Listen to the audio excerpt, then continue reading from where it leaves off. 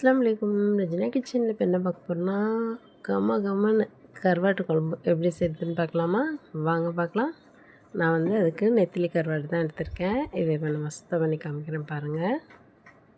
ஒரு கருவாடு எடுத்து தலையும் வாலையும் கட் பண்ணிக்கலாம்.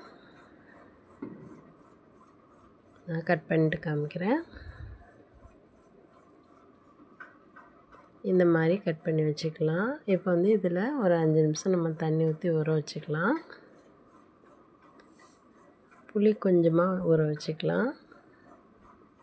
இப்போ ஒரு சட்டியில் அடுப்பில் வைக்க வேண்டாம், கீழே வச்சு இந்த சுண்டல் ஊற வச்ச சுண்டலை போட்டுக்கோங்க. கத்திரிக்காய் போட்டுக்கோங்க. கத்திரிக்காய் பெருசாகவே போடுங்க, அப்போ தான் கருவாட்டு குழம்புக்கு நல்லாயிருக்கும். ஒரு தக்காளி போட்டிருக்கேன். அலசி வச்சு கருவாடையும் போட்டிருக்கேன். 1 ஸ்பூன் மல்லித்தூள், 1 ஸ்பூன் மிளகாத்தூள், 1/2 ஸ்பூன் மஞ்சத்தூள், உப்பு கொஞ்சம் போட்டுக்கோங்க. தண்ணி ஊற்றி அடுப்பில் வச்சிடலாம்.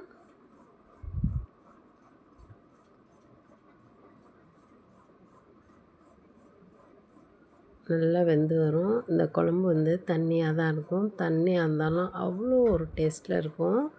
அந்த புளி கொஞ்சம் கரைச்சி நம்ம ஊற்றிக்கலாம். தேங்காவும் கொஞ்சம் ஊற்றிக்கலாம். இது நல்லா கொதிக்கணும்.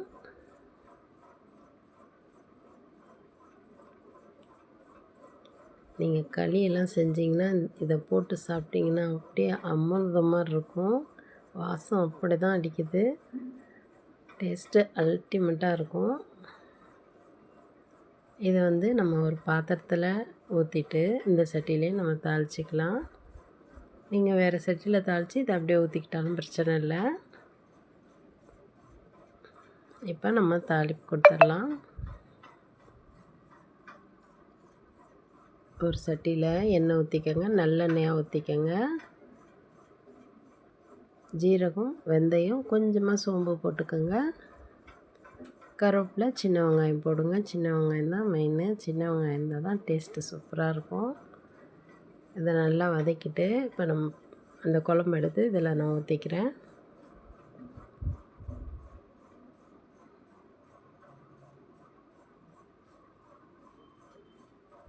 நல்லா கலந்து விட்டுட்டு சர்வ் பண்ணி பாருங்கள். எவ்வளோ சூப்பராக இருக்கும் தெரியுமா? இப்போ இதை பவுலில் மாற்றிக்கலாம்.